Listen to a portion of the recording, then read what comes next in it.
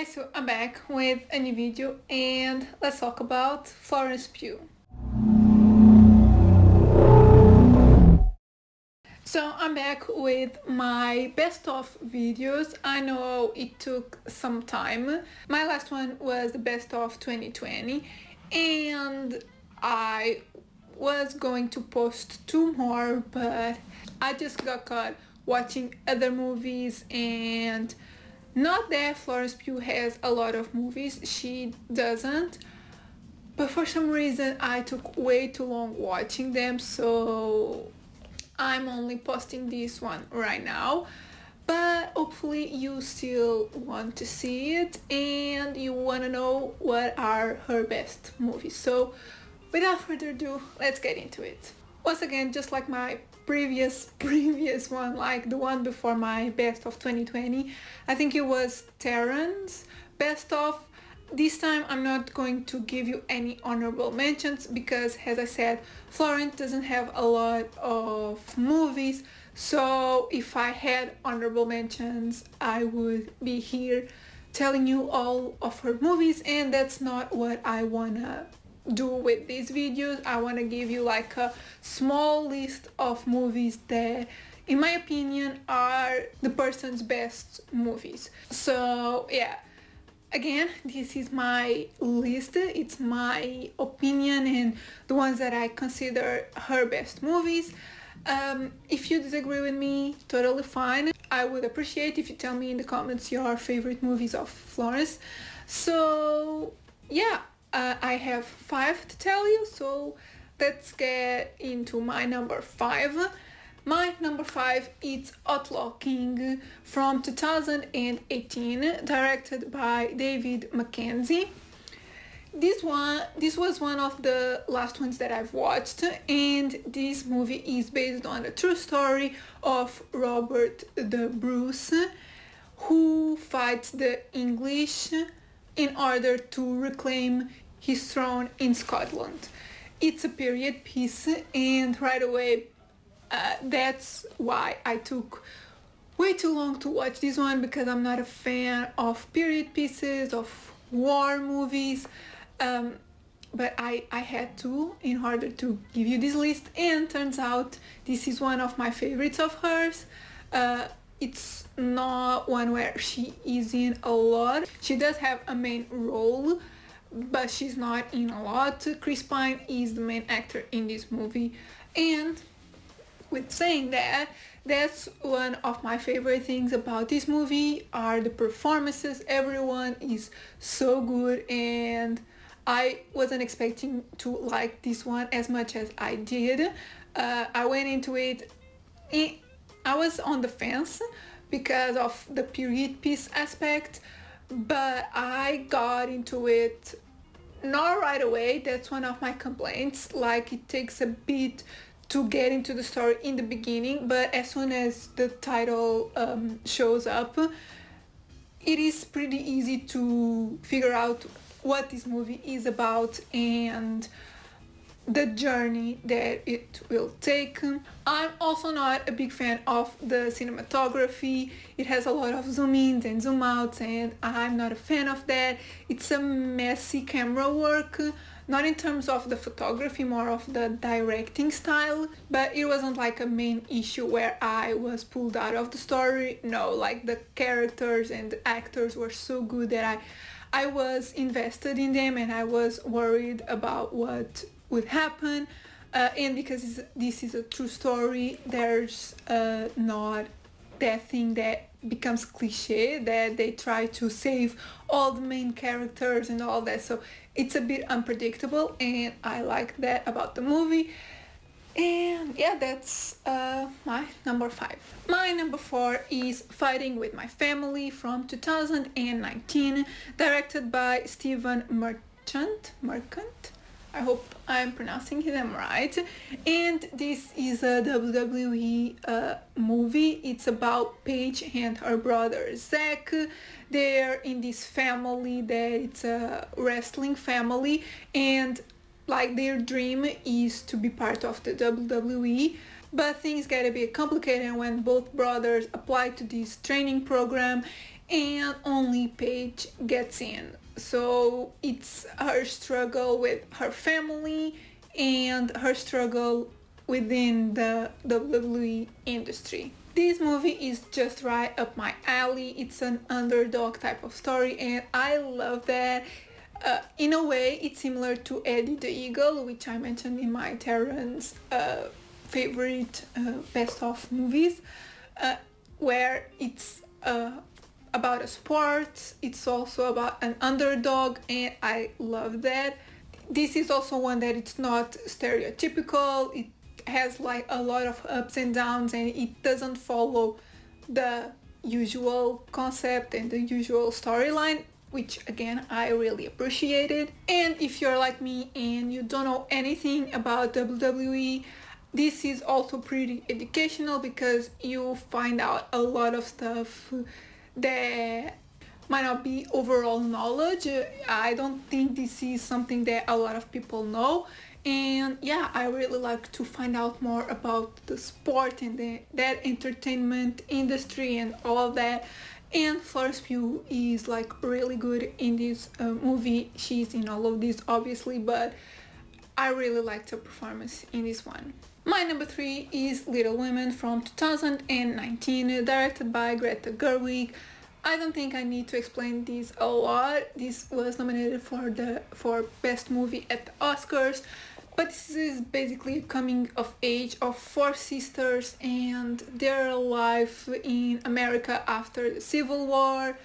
This is also based on a book, and it's a pretty standard story. This was remade a lot of times, but yeah, I had never seen any of the other movies, TV shows or anything, so I went in without knowing a lot about this movie, and I was really surprised because I don't think this is exactly my type of thing, but this is such a cute movie. It's a story that really grabs you. You really care about these characters. It's one of those movies that also make you cry a little bit. It's a sad one, but it's really good, and I really like the acting in this one as well. Mainly Timothée Chalamet and Florence Pugh. They were my favorites in this movie, and yeah, if you haven't seen it, I totally recommend you, but I don't know if there's anyone that hasn't seen this one. Now, my top 2. This next one, I bet you thought it would be my number 1, but it isn't. And I'm talking about Midsummer from 2019, directed by Ari Aster. Again, this is a pretty well-known one. Maybe not a lot of people have seen it because this is a horror movie, but it's a sort of themed horror movie. It's a horror movie that takes place all in daylight, which is different. Still, it is pretty graphic and shocking. And in case you don't know what Midsummer is about, it's about a group of friends that go to Sweden to attend this summer festival, but something that starts off as a dream vacation becomes their nightmare. And I'm going to leave it at that because there's a lot to it. I actually need to rewatch this one because I haven't seen it since I first watched it in 2019, I think. But yeah, it's quite a lot. It's not for everyone, but there's so many good things about this movie. Like, the cinematography is so beautiful, the performances are amazing, Florence Pugh is so good. Like, that first scene, if you watch this movie, you know which scene I'm talking about. That opening scene is, oh my god, she's great in the movie. There's a reason why a lot of people really like this movie and really like her in this movie. I would say this was a breakout movie, and there's a reason why. And I have to say that I was a bit torn when I first watched the movie because it was, as I said, quite a lot to take in. but the more I thought about the movie, the more I liked it. So it's one that really grew on me. I loved it, but I really kept on thinking about it, and I just really like it. Now, my number one is one that obviously, in my opinion, it's her best. It's also the best as a whole. And for some reason, I think this is so underrated. I didn't see a lot of people talk about this when it came out, and I never see anyone talk about this when talking about Florence Pugh. Everyone mentions Midsummer, Little Women, Fighting with My Family, but no one mentions this series, and I'm talking about The Little Drummer Girl from 2018, directed by Park Chan-wook. Again, I hope I'm pronouncing his name right. And this is a TV show, but it's a pretty small TV show. It has 6 episodes, if I'm not mistaken. They are all, I think, an hour long, but it's a pretty easy watch. You can binge all the episodes in one day, for sure. And this one is about a young actress named Charlie who meets a guy while in vacation in Greece. But what looks like a summer romance turns into something else. And I'm going to be this vague because there's a lot to this series. It's so good, and there's so twists and turns, and yeah, there's a lot. It's not really a romance, I would say that. This is based on a John le Carré book, and you know, his books are about romance mixed with espionage, so you might have a feeling of what this show is about. I knew his style from The Night Manager with Tom Hiddleston, which I love. It's one of my favorite shows. So is this one. They have like a similar vibe, and yeah, both are so good. The Little Drummer Girl also stars Alexander Skarsgård. So there you have it, 2 reasons to watch this show: Florence and Alexander. So, and besides that, the show is so well put together, so well constructed. The story really grabs you, and you're like so excited to see what happens next because, as I said, there's so many twists and turns. And apart from that, cinematography is also so beautiful. The set design is amazing. And yeah, I totally recommend this, and I wish there were more people talking about this show because it is so good. And if you're going to watch any of these, I totally recommend you the show The Little Drummer Girl, because yeah, I think it is really underrated and everyone should watch it. So yeah guys, these are my favorite movies / TV shows where Florence Pugh is in. She is the main character in pretty much all of these.